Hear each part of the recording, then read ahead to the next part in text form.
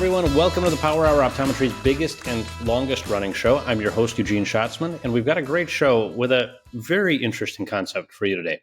So let me ask you these questions. What is the solution to reducing dependence on managed care, getting your patients to come back more often, and generating more revenue per patient? According to my guest today, okay, ready? It's membership plans in your optometry practice.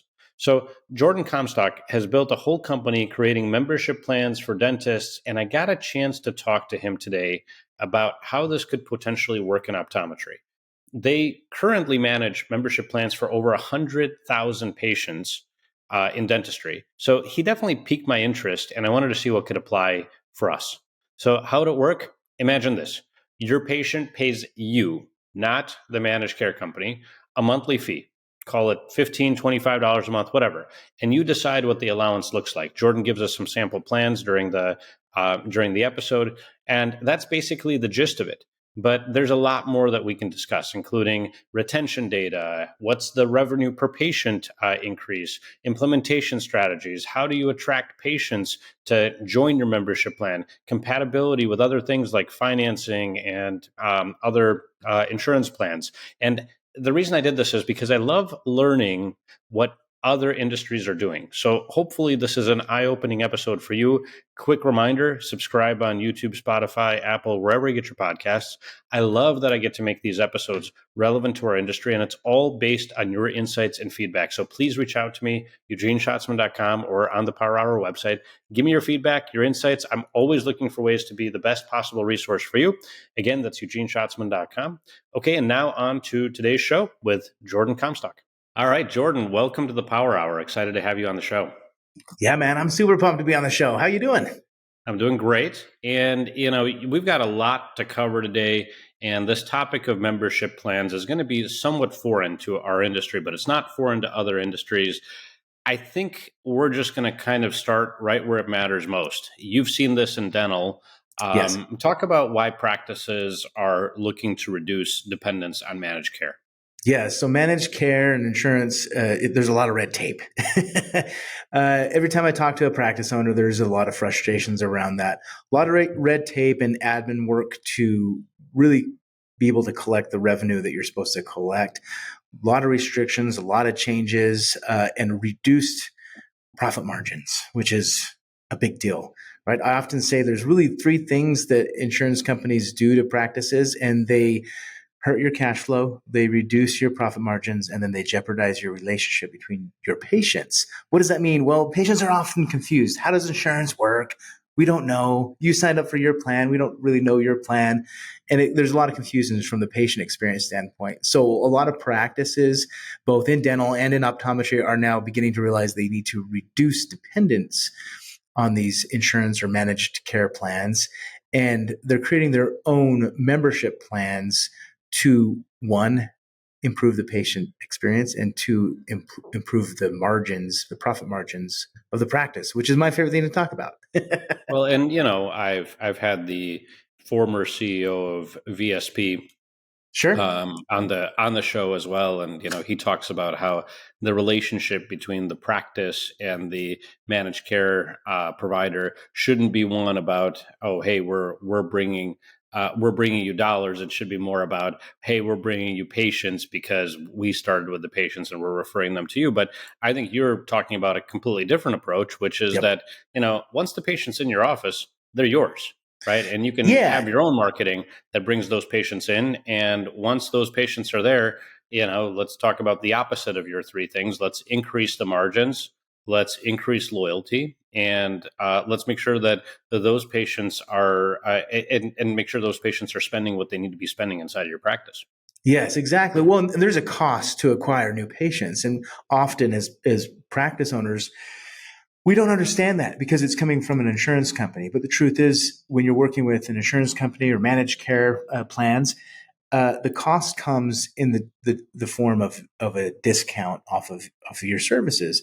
Right. And often over a lifetime of a patient that's coming to your clinic or practice, you're paying for that cost, and it's invisible in most cases because it's a write-off, right? Is usually what we say on the dental side. It's a write-off.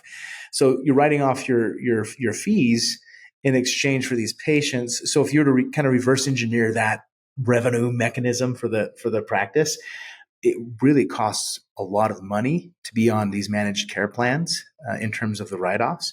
And if you were to kind of take a step back, create your own membership plan, use a great marketing company to attract new patients and get them onto your membership plan, those patients are more profitable, which is really important for any type of business. We want profit so that we can continue doing what we love doing, helping patients. And that's the whole gist of what I love to talk about is, all right, let's rethink this model, because managed care plans are great and they help a lot of people. But the truth is they're really challenging to work with for practice owners and office staff because of the admin cost, and confusing for patients. So how can we reverse the business model that insurance companies have placed in so many industries? And how do we make it benefit both the patient and the practice? A win-win solution versus a win-lose-lose is kind of how right. I think of insurance. Let's talk about these membership plans Yeah. and how they could potentially work, because I think we're all a little bit fuzzy on this, but Sure. it might get real clear real fast. So maybe just start with the dental model as an example, and then talk to me about some of the ways that you could potentially progress that to an optometry model. Yeah. We've got tons of optometry practices that we help. So I have actual plans that I'll share. But you think of it like this. Think like Amazon Prime, right? Everyone has a Prime subscription. I'm guessing you do, Eugene. I do. And in fact, like 97% of the shopping in my house happens on Amazon Prime. Yeah. So I would imagine you're getting a package on the porch every day, like me. Yep. Right. So Amazon and Costco, all these large organizations that have a membership program, found this out a long time ago. Amazon launched their membership plan years ago. It is a multi-billion-dollar membership plan, as you can imagine. They're huge and they serve a lot of people. And a membership plan in this context helps create loyalty with customers. But then we found we just both mentioned we get a package on the porch every day from Amazon. What does that mean? Well, it means that members spend more, which we do. The stats for Amazon Prime members spend like 6 times more than non-Prime members. And we found the same thing happening both in dental and in optometry. So what we've seen when you offer a membership plan, and I'll get into the nuances of what they look like, think patients pay you a monthly or a yearly subscription in exchange for some type of benefit and savings to the practice. Very similar to Amazon, right? When you join Amazon Prime, you get benefits and savings on the shipping and all that fun stuff, right? It's very similar. But we find that members typically spend more. On the dental side, we see the data that we have, we see that membership patients spend 4.5 times more than insurance or managed care patients. No way. Over what period of time? 4.5 times more? That's within a year. Yeah. So that's within a year. So in dental, they have a lot more restorative care, like crowns and all that fun stuff they do. With the case study I have, insurance patients spend about $500 a year on the dental side. But when they become a member, they spend almost $2,200 in a year's time. So wow. It is an expansion. I call it a revenue expansion strategy for practice owners. Often insurance limits what we can do for patients. And even patients have a limited mindset. They'll say, well, I will only do what my patient will cover. Well, we know that both in dental and vision plans, it's not a lot. And it's not a very good benefit for the practice, right? Or the patient. And if you think about it, the example or the explanation I hear from providers and practice owners are it's like a paid coupon that's not really a good coupon, right? You're paying the subscription to insurance companies and they're limiting what you can get discounts on. It's kind of silly. And then they're throwing all this red tape both on the practice and the patient of what they can get. So it just really complicates things. So membership plans and membership patients, number one, are really, it's really important when you have a managed care plan patient. They have a very limited mindset and scope of what they can receive when they go to the optometrist. Right? When you have a membership patient, it's actually they're opened up. They're actually a little bit more. They're a lot more committed to their care than a general insurance managed care patient. We're seeing this both on the dental side and optometry. And I've often will instruct practice owners to understand the differences of the mindset and why it's so critical for growing and maintaining a practice. We have something what we call the ideal patient profile, right? When we understand our ideal patients, those are patients that come in and they say yes to what they need to get done, and they purchase frames, for example, and other things that your clinic may be offering. An ideal patient profile is a patient that really is invested in their healthcare and managing themselves the right way. Where PPO or insurance patients or managed care plan patients, they're very discount driven, and they're not really committed a lot of the times. I'm not saying that for everybody, right? A lot of the times, a good percentage of them are not very committed to their eye care and just managing their health care in general.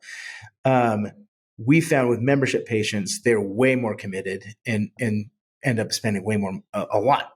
And on the dental side, it's 4.5 times more, which is incredible from a revenue optimization standpoint, which is really important to look at your practice. I look at revenue per patient as a really important metric to understand if you're running a practice. And once again, I will talk a lot about revenue. Revenue is a byproduct of the value and service a provider gives. Right? It's not always about revenue, but it is a byproduct and is an important piece of running a business. But average revenue per patient, if it is low, the smartest thing a practice owner can do is increase average revenue per patient, because there are, like I said at the beginning of this episode, there are costs to acquire patients. And if you don't cover those costs, it can get less profitable over time. And with there's so many marketing strategies you can do today for a practice. And if you don't really understand the costs and the average revenue per patient, you could be spending way too much to get a new patient. So, Jordon, I want to zoom in on that. Yeah. And again, our listeners have heard me talk a lot about the lifetime value of a patient. Great. Yeah, that's good. Acquisition costs. What you're spending to acquire that patient. And I agree with you. Managed care is definitely a mechanism of patient acquisition that has a cost, but possibly a long-term cost, because that patient's going to come back and use that plan every single time, and potentially limit themselves in what they're it is a cost that never leaves. Yes. Type of stuff. So yeah, I want to. Do you have any data in the optometry space so far on revenue per patient in terms of what people are spending? And it's okay if not, because I wonder if you mentioned the dental piece, revenue per patient being 4 times more. Let's talk through the mechanics, and let's also talk about how these plans actually work. Let's think about some sample plans. Yeah, let's start with sample plans, just so people can get their heads around. Your listeners can get your heads around what we're talking about. Like what is the offering, and I'm sure a lot of the listeners will start really thinking creatively as we go through this. So this is a practice. This is a clinic, Total Vision Centers. These guys are here in Utah. So this is what they do. They charge. They have a gold plan, is what they call this one, the TVC, Total Vision Center Gold Plan. They got 3 plans, but we'll start with the gold plan because that's what typically everyone buys. The middle plan. Mm-hmm. We see that. So in their plan, they're offering. It's over $450 of value is what they're saying. That some of the benefits that the patient gets is a free annual exam worth $115 of value in this practice's language. They do a $10 retinal screening, $120 frame or contact lens allowance, $75 single vision lens allowance, $150 no line or line bifocal allowance. I don't know what that is. That's new to me. And 20% off of additional lenses or lens add-ons, and 30% off of additional pair of frames and lenses. That's unlimited, right? So they can buy as many frames and lenses as they want. $25 contact fit evaluation benefit and a $5 discount on in-office supplies is what this practice does. They charge $25 a month, or I think $250 a year is what you can charge yearly or monthly for patients. I like both. That is a question we get all the time. Is it better to charge a membership plan on a monthly recurring basis or yearly? Offer both. There's benefits to both and there's cons to both, right? If you were to ask me, I like the evergreen model. So I like monthly, and we have data that monthly patients, when they're paying on a monthly membership, they actually stay longer with the practice, because it's what I call under the radar payments. A $25 payment is under the radar. It's not a very right. I don't huge have to payment. think about renewing every year. Yep, and that payment comes out. It comes out around Christmas time. It's not a huge deal. Now, if a yearly payment comes around Christmas time, it's a big deal to most patients. So I would offer both, because you're going to have patients that the $250, or sometimes they're $350 a year.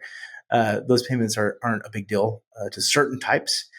And certainly when we look and help practices with this strategy, we do look at their income, the median income demographics of their local area of patients they're targeting. And we do craft a plan with that data point in mind. It's really, really critical to understand the income demographics of where your practice is serving, so that you can tailor the pricing and the offering to your demographic, right?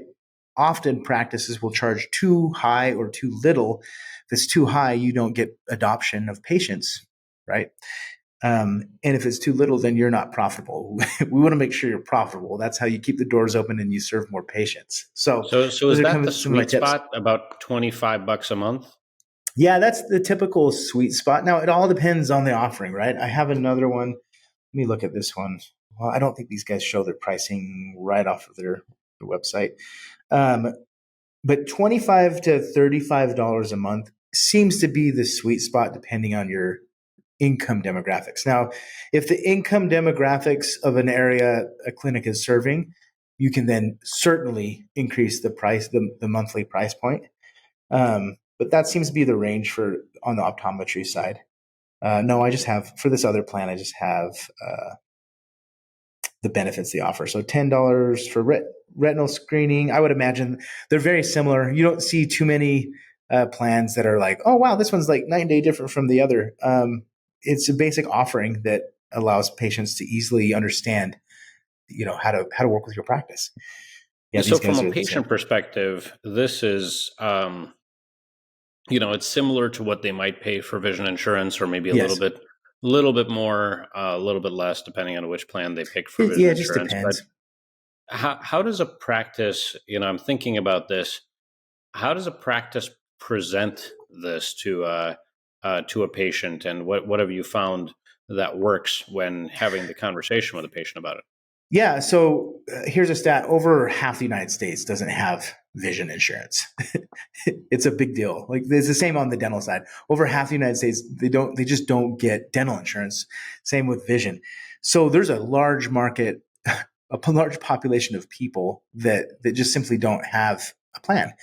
And it's silly. It's interesting to me, and somewhat silly, that both dental and optometry, we're looking at working with these these managed plans, right? It's like, well, that's only a segment of the market. It's a lot bigger. Success stories for practices that have launched a membership plan, they target small business owners and their employees. So I'm a great example of that. I own a company, and all my employees, we go to Dr. Anderson, dentist, down the street. I pay a membership plan for all my employees as one of their benefits. They all go to him. Same thing with this Total Vision Centers. We're just getting ready to sign up for their vision plan for all my employees. So that is, it's like, I believe in this product, right? Believe in this concept. So attracting small business owners and their employees is one way to present it to new patients, right? And maybe you have patients that are existing business owners that you can ask them, hey, what do you do for your employees? You offer them a vision plan. And if they say no, it's like, oh, let me talk to you about our vision plan for our practice that you can offer your employees, right? So that's one way.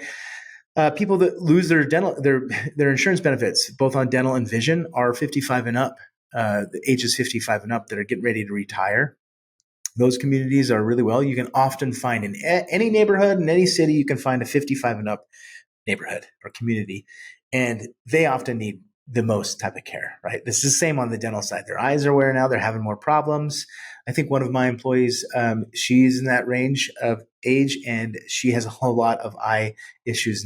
She's needing more eye care, Yep. right? Well, and at the very least, those patients are presbyopic, so they're going to spend more money on lenses. So that's Yes. at the very least, that's always the case. And then obviously the disease management starts somewhere around that age as well. So, Yeah. which could potentially, I guess there's a question about how all this works with medical insurance too, which Yeah. we'll come back to. But Sure. so let's keep going. So, okay. So small business owners, we get, Yep. practice talks to small business owners. How else do you let people know that you have this membership Yeah, some of plan? our best practices, they all have some type of marketing agency that they're working with. Our top practices, that is a trend that we're seeing, that they understand the importance of marketing their own practice. So getting new patients through their marketing channels, right?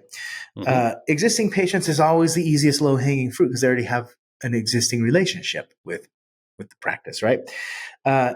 Typically, we will look and find the existing uninsured patients in the practice, and we start there. That is the low hanging fruit. That's what your staff is able to speak to those patients a lot easier than new patients because of the relationship. So you want to start with existing uninsured patients within your practice. That's the easiest way to get this launched. And then I would even look at the existing inactive patients.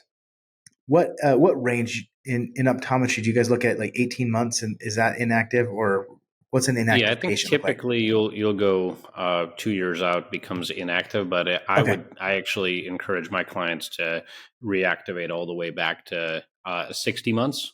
So Okay. this would be a perfect way to potentially reactivate those patients. Yes.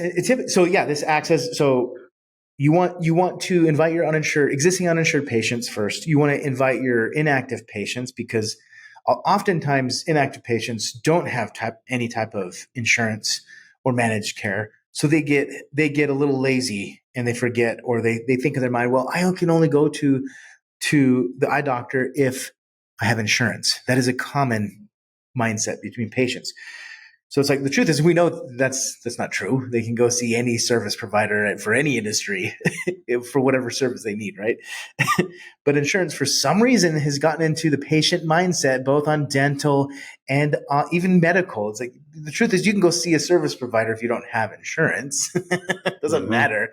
If you need a service, go get it. But for Hmm. some reason, insurance has distorted patient mindsets around that. So inactive patients often may not have insurance, and maybe in the I don't know if you call them practice management systems, but the practice management Yep. system doesn't automatically know when a patient loses insurance or managed vision plans, right? So often you've got to market to your existing patient base to educate them about a membership plan and get them on board. So that's the two lowest hanging fruits: is existing uninsured and existing inactive. From there, you want to make sure that you've got an external marketing strategy around your membership plan. So it's got to be on your website so people can, potential patients can read and understand the plans. All of our the clients that we work with, it's always on their website, so patients can read it and they can click a button and sign up, just like Do Amazon you Prime.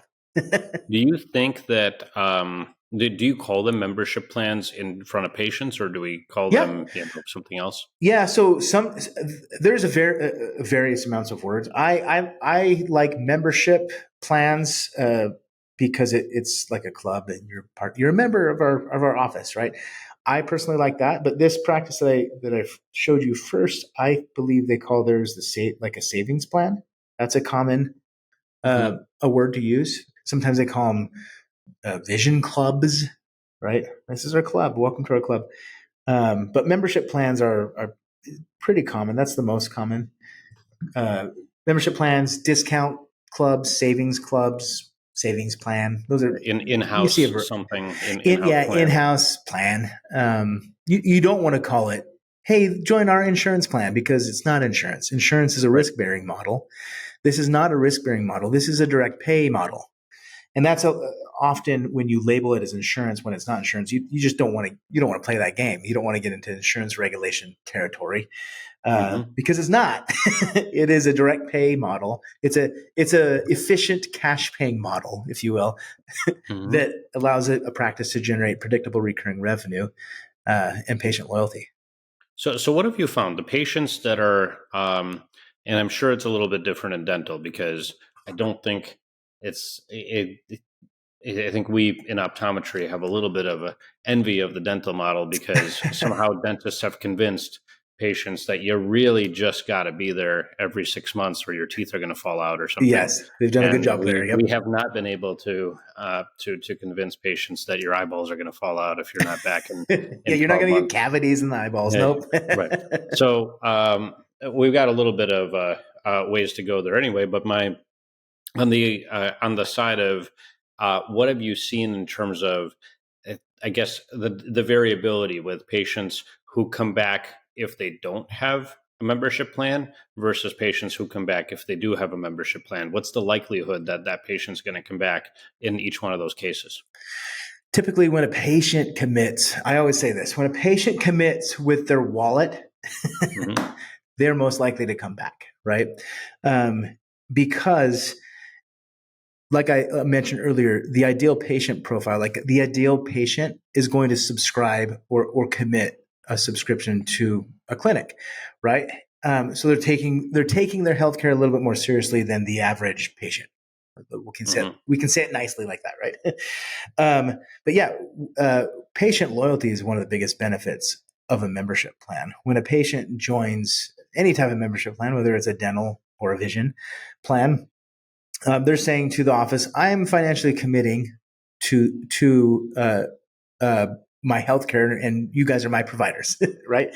Most of the time, these plans will have an annual contract, right?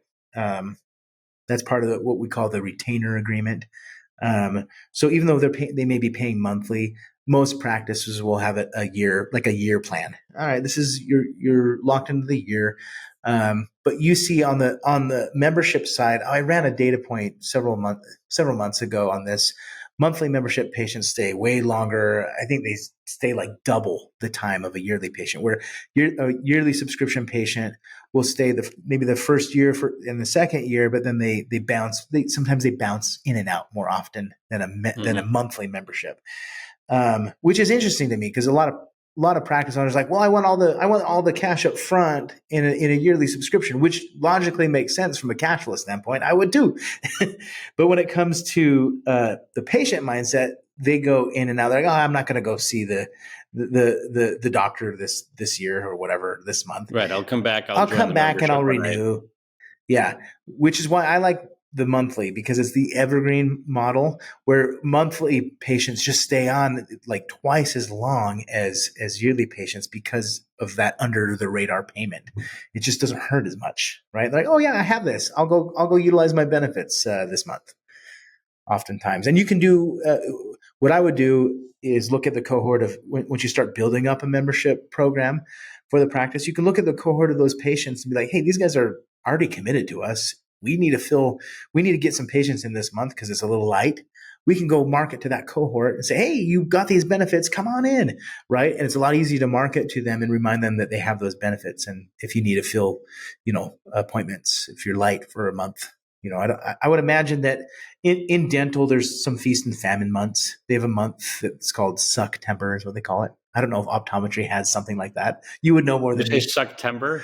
Yeah, in dental, it's the nickname. They call it Sucktember. It's September. Well, I got that. I think that's interesting. I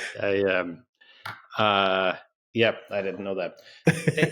And when you're talking about the numbers, I mean, you guys have tens of thousands of patients on the dental side where you can get some of these data points. What else are you seeing from a data standpoint in terms of patients who are on membership plans versus patients who are not? Yeah. So the biggest one is just members spend more, right? And that's the platform wide is what we look at that. I can get some reports that show specifically for optometry. Members just simply spend more and they're more loyal, right? That's probably the two biggest things.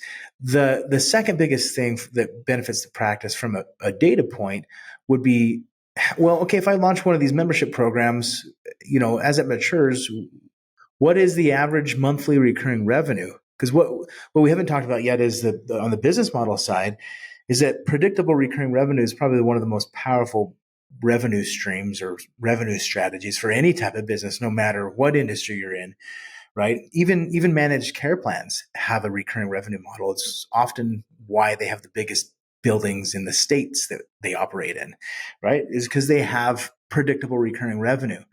Some of our largest practices, now this is on the dental side, but I have some optometry stats. Some of our largest practices are generating millions of dollars in predictable recurring revenue every year just from their membership fees, right? That's not including the 4 to 5 times spend, within the clinic. So on average, we see about practices that are generating 6 figures a year, like smaller practices, in recurring revenue. And what does that mean? Well, it's revenue that comes in whether you're practicing or not. You could be on vacation with your family and your practice is still generating predictable recurring revenue. You could be maybe you're stressed out one month because you got to make payroll. You can create the membership program so you get cash infusions on the 1st and the 15th of each month, right before payroll dates, right? Depending on your Mm-hmm. dates, right? It's just an example. But those are some of the benefits. So predictable recurring revenue and cash flow management is no matter what business you're in is such a critical component, especially like when we saw practices go through the COVID recession and shut down, Mm-hmm. all of the practices that had mature membership programs were like, oh, good, we're so glad we have that membership plan because we got that predictable recurring revenue coming in, whether we're practicing or not. And yeah, of course, we're going to service those patients still, but maybe the few months that they're closed down in that example of COVID, they still were able to thrive and make it through, right? Same thing with any type of economic downturn, whether it's a personal economic downturn or a nationwide economic downturn. This business model helps practice owners sleep better at night. Well, and it's actually you know? interesting to me because you could, and I talk about this from a perspective of value innovation. When you do have an economic downturn or a patient who's less likely to spend money or come in on time to their appointments or Yeah. whatever, this actually could be a way to create I mean, you could even have a marketing plan around the fact that we've created this thing, we've value engineered this thing, which is which is essentially our in-house plan to support our patients and to provide our patients more value, right? Yeah. And it is, $25 a month. It probably gets you more than you were going to get with VSP if you design it correctly. Yes. So that's where I wanted to go next is plan design. So, what does a typical, so it sounds like, the plan you read, that it's got an exam benefit. It's got a benefit for frames and lenses. It's got a benefit for discount. It sounds like it's got a lot of value for the patient, but what does it Yeah. actually cost the practice to deliver that? Yeah. Oh, like the cost of all the details of payroll and things like that. Well, right. I guess it would be what are we actually providing for that, and where have we seen from a cost standpoint? Maybe this is on the dental side. Is that if I'm collecting, let's just call it $300 a year, Yeah. 25 a month.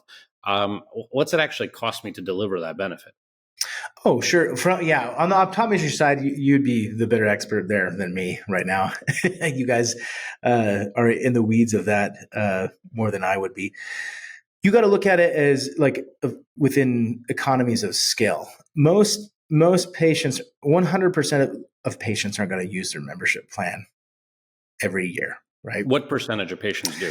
On the dental side, we see about 50-ish%, 52% of patients fully utilize their membership plan. The Meaning rest, they don't just come in for cleanings. Yes. Yeah. They don't come in just for cleanings. If on the dental side, they get discounts on restorative care like a crown. So about half of the patients are utilizing all the line item benefits in the plan. In optometry, we could look and see that there's the same trend there because Well, actually, I would argue that we would want our patients to use that yeah, benefit on to the dental maximum. on the dental side they do too, right? Because it all boils down to the first metric I spoke about earlier is the average revenue per patient. So if the membership plan, and they do, increases patient spend, like it does on dental, and in optometry we're seeing this now, um, that will increase the average revenue per patient. That's all Mhm. this business model aids with for practice owners. So yeah, but the truth is not 100% of people are going to expand Mhm. and say yes to everything, right? That's just the truth. I call that sales math. Yeah. I know a lot of practice owners may not like the word sales, but it's sales math. Like, Well, yeah, and I mean, it's unlikely that your capture rate in your practice is 100%. yeah, yeah, And so you're gonna have a lower than 100% capture rate, and so some percentage of patients are gonna walk out the door without buying something, and then you still got the benefit, so to speak. yeah, Now, my guess is that if they have the benefit, um, if they paid for a membership plan, they're probably thinking about using it. So I actually think the yes, capture rate's going to go up substantially it with those will. patients.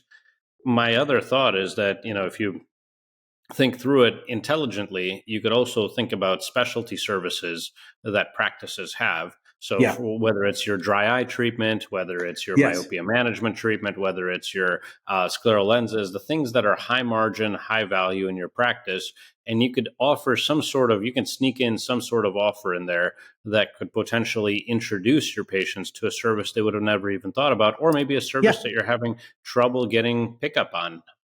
Yeah, oftentimes, like on the dental side, they'll do things like that. They have like perio maintenance, which is like gum disease that they're dealing with. Hmm. Which I would probably compare that to, what was the word you used? The Dry eye. dry eye. What was it? Myopia management. Yeah, Yeah. yeah, yeah. I would compare that to the perio plans on the dental side, where it's often undiagnosed, but it has high margins. So a lot of practices will put that service included, whether it's a discount or included in some way in their plan, so that they can offer it more to patients. And it also allows practices to educate patients on their services in a very simple, concise way. Yeah.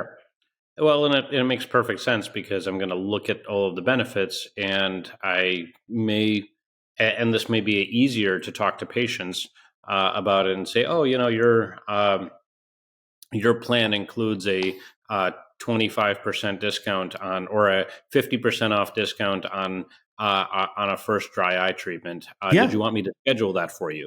And Yes. then all of a Exactly. sudden, that's the first of five, and then the patient ends up spending $2,000 on dry eye treatment. Yeah. So if you think about a membership plan from the revenue business model of any practice, but in this case, optometry, a membership plan helps you attract new patients, retain new patients, and expand existing and new patients. Right back to your point of saying, "Oh, you got this benefit, let's use it." That's an expansion or an average revenue expansion per patient strategy, which is great because you're helping the patient and you're helping the practice. Right? It's always a win-win with membership plans. It's never a win lose lose like it is with managed care plans. Yeah, right. Well, let's go back uh, to the idea that if patients are more invested in their care, Yes. then you have patients naturally. Now, I'm curious what this does to potential, just potential cash patients. Is Sure. this if a Yep. patient, straight straight up, if a patient was going to spend is going to walk in and spend $1,000, but they're on the quote discount plan, they're spending $300 to get, we'll call it $500 worth of benefit in some capacity. Hmm. Um, are we in a situation where the practice? I'm just trying to play devil's advocate and say, is there a world in which the practice could ever lose with a membership plan? This is a very normal question. So I'm glad you're asking it. On the dental side, they think about this too, especially they call them the fee-for-service practices. I don't know if that's a term on optometry side, the cash paying practices. Here's how I look at this. You run a practice. You're in the long game of patient relationships, right? This is typically what happens with membership patients. Versus like cash only patients. Membership patients bring a concept called predictable recurring revenue to the practice, where cash patients are that. They're one-off transactional payments, which are great and fun and make for a fun weekend, I guess, if you get a bunch of those in a week. But predictable recurring revenue is way more strategic for the practice, because it increases the cash flow, increases the valuation of any business when you have predictable recurring revenue. But back to our point of, well, patients do spend more when they become a membership plan. It's the same thing that happens to us with Amazon. We could be cash paying patients for Amazon, but Amazon data says that membership patients spend 6 times more than their cash patients, right? It's the same concept in dental, same concept in optometry. Membership patients just are way more committed, and they're able to say yes more. And it really goes back down to your example of, oh, hey, Mr. Patient, on the plan, you got what was it, the dry socket? Yeah, dry eye. Dry eye. Dry eye. I'm still learning. You got the dry eye situation here. We can give you a 50% discount on that today. And it allows them just to spend more, right? Where cash patients they kind of come in and then come out, and they're not as loyal. They're not as predictable. And the whole concept of this business model is to create mass amounts of predictability for a practice, so that they have a platform or a system where patients are coming in and they present the treatment that they need, and then on to the next level of care and payment. So that's kind of how I look at it. But yeah, if you were to look at this analogy or look at it from another industry, cash patients don't pay nearly as much as membership patients. And you can see that in Amazon. Yeah. If you go to Costco, I guarantee if you go to Costco and you're like, oh, I need this 1 or 2 things from Costco, you're a member, right, to Costco, you're going to leave spending $500. It's impossible. And their store is designed that way. And I think we could spend a whole episode on how Costco designs their membership plan and their store to expand revenue per customer, right? It's the same concept. The waters in the back. Put the cheapo the milk, plastic waters in the back. Yeah, the milk and the waters in the back, and you're like, I gotta get these chocolates. Yeah. So it's the same concept on checkout. When a patient's checking out of the office, it's the same concept. Oh, you got this on your plan. You want to get this taken care of today. It's the same concept. So members spend more. Fair point. Okay, so let's think about how this works with medical insurance. Yeah, because I think there's a world in which there are some practices that take managed vision care. Some practices that so some patients are going to be cash, some patients are going to be managed vision care, and then there's going to be some patients that have medical things that it's the same in dental. About. Dental is the same. Okay. Yep. Okay. Yeah. So how does it work? Yeah. Can so I use it for my copay? No, copay typically practices don't use a copay mechanism with a membership plan. What they typically do, if a patient has medical insurance and is covering certain things, most of the time, preventative care, yes, right. If their medical insurance is covering preventative care, like they're just not a fit, right? Just leave them on medical care unless they're not getting a good deal out of it. Then you can switch them over, right? Often though, on the dental side, for example, if a patient needs a surgery or something, they will still be a part of the membership plan, get a discount, and then sometimes they'll even get another discount because of the medical side, right? It's not common. There is definitely a cohort of patients that will go through that process, but I would suggest most practices look at their uninsured patients and the small business owners, that cohort of patients, and tailor it to those first before you even start getting into the medical realm, because Mm, medical realm can get pretty complicated. But I know on the dental side, they can still submit if there's a, for example, if there's a membership patient on the dental side and they needed to get, there's a procedure on the dental side that's called an all-on-4, and that they're implants, right? They can still bill that to the implant company and still be on the preventative membership plan, right? Membership plans are mostly for preventative care and maintenance. And if there's anything big, then you can utilize insurance or even financing, right? gotcha. Financing is a huge deal if patients need, especially membership patients, because they do spend more. Finance, like a financing plan, like Care Credit, or there's a million of them now. Um, those are a great pair to aid patients with memberships plus financing. Mm, I see. Yeah. Um, Interesting. So, Jordan, talk about a practice on the dental side or a couple practices that are just freaking killing it with membership plans. Like, what percentage of their patients are on memberships? What have they seen as they've adopted memberships? What's the experience been like for them? Yeah, some of the most successful practices are multi-location. So they're more business-oriented type practices on the dental side. And in optometry, we're seeing that the same patterns, right? Oh, we got these multi-location practice owners or groups that get this business model and are adopting it and scaling it across their locations. So some of our biggest practices on the dental side generate, like multi-million dollars a year just from their membership fees, right? If you apply the four times, the 4.5x on treatment, I know the data more on on the dental side with treatment plans and things like that. Uh, they're generating a lot from that cohort of patients, because the average membership patient on the dental side spending $2,200 a year, right? So you times that by the quantity of membership patients, and it's pretty incredible what these practices are doing. But they're all multi-location. We've spoken to a lot of multi-location in optometry, and uh, that seems to be the best kind of cohort, or mature single locations, meaning no startups. It's really hard for a startup to do a lot of things. But mature practices that get marketing and multi locations, that can incorporate in every location, they do really well, and they're able to scale it better than most of the smaller practices. But we're seeing multi-million-dollar membership plans within those types of practices. A lot of them have like two doctors on the dental side, like two dentists, Hmm. um, and the average patient per doctor on the dentist side is like 1,500 ish. So if they're a two doctor location, they're doing 3,000 active patients.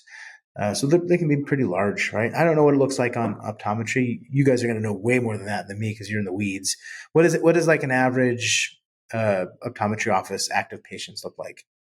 Well, if you got a single doctor, you got 200, 300 a month. Let's just call it 200 patients a month. Um, and that's single doctor office. So 2,400 patients a year, roughly, is what they're saying. Yeah, that's pretty good. Yeah. Um, you can see about 30 to 40% of those patients turn into membership patients, right? Now, there's some nuance to that with every practice. Maybe the practice is signed up with too many managed care plans, um, and they can't get the patients to switch over. That could be a problem. Or maybe their staff doesn't know how to speak about membership plans and the benefits. There's some nuance there, right? Little coaching always helps on that side of things. But yeah, we see about 30 to 40% right now on the dental side is the data I have, that are patients that are turning into members. And the interesting thing is, like I said earlier, over half the United States doesn't have dental or vision insurance. It's a large market, and there's still a lot of work to do from a marketing perspective to educate patients on these types of programs, both on the dental side and the optometry side. But I am seeing like, we've done a Google search analysis on people searching for patient membership plans, and those numbers are going up like year over year. You're seeing more and more patients understanding that this is an option, and you'll see this in optometry. Is dental is a few years ahead in this regard, in this model. You'll see that nobody talks about it much from a patient perspective, but over the next few years, you're going to see patient membership programs being something that patients request more and more, because it's going to get adopted. We're already seeing more and more patients or practices searching for it on their own and finding our solution. Right. This will change in the next, call it 3 to 4 years in optometry. This will change the business model and the patient's mindset, because there's so many patients that don't have insurance that could really benefit. So you'll start seeing How that here hard? soon. But a final question for you, Jordan. How Yeah. hard is it to implement something like this? And I know your solution kind of does it, but Yeah. If like you're rather doing it than on your own. well, yeah. So what are you doing on your own? And then if you Yeah. had help, what does it look like?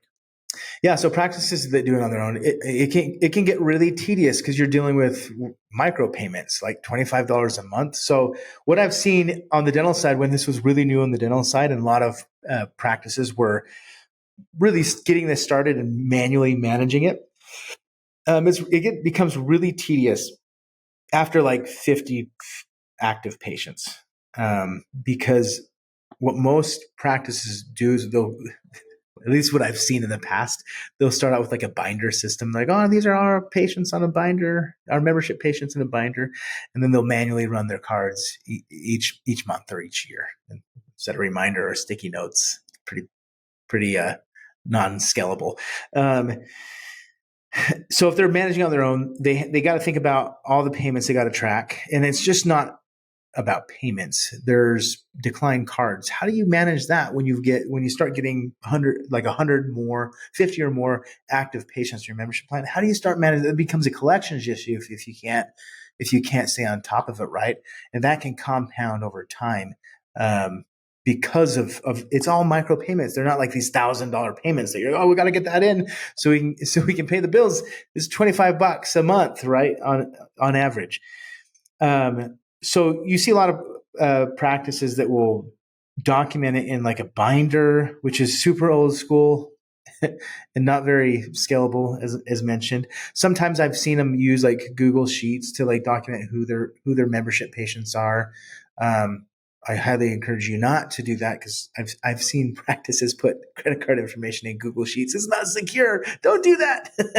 It's not secure, so people can find that data, and that's not really HIPAA compliant or PCI compliant. So that becomes the challenge, right? When you're managing it manually, is most practice management systems are not designed for members; they're designed for insurance patients. And sometimes you'll get into the software and they'll create like a pseudo insurance plan in the practice management software and label patients under that. That can work, but it gets really hard to track as you start adding more patients.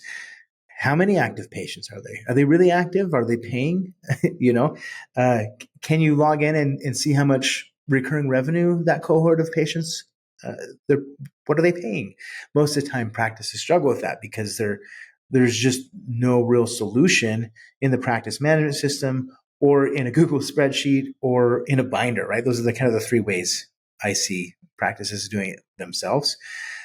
And a truly managed membership program through the practice should be scalable and easy.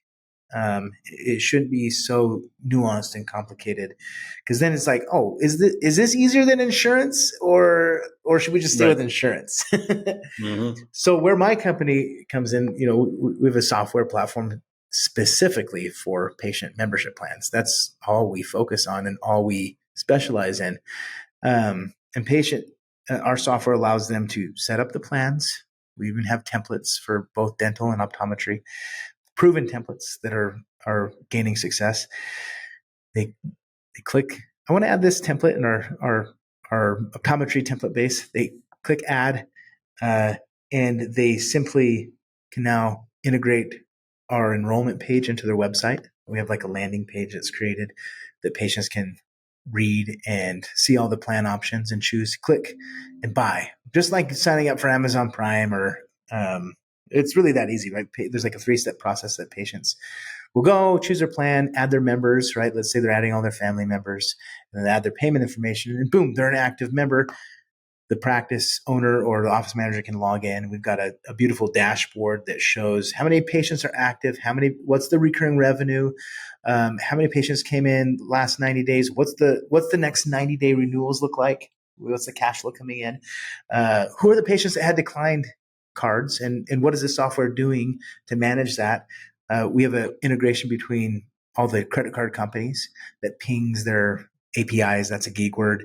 That pings not the insurance companies, the credit card companies APIs and says, hey, this patient has a subscription on this membership plan, but their card was declined.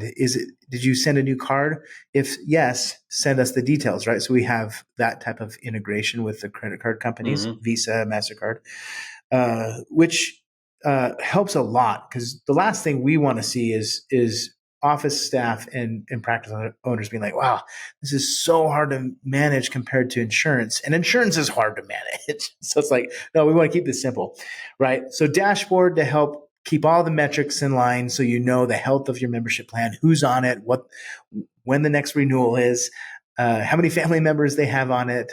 We have a benefit tracker as well. They can track the benefits and the usage, a way to integrate it into the practice's website. So the user experience for the patient is seamless and simple. And it's super easy, right? And that's kind of the gist of our platform. We do a lot more than that, but that's, if I were to do it from a high level, that's kind of how I would explain it.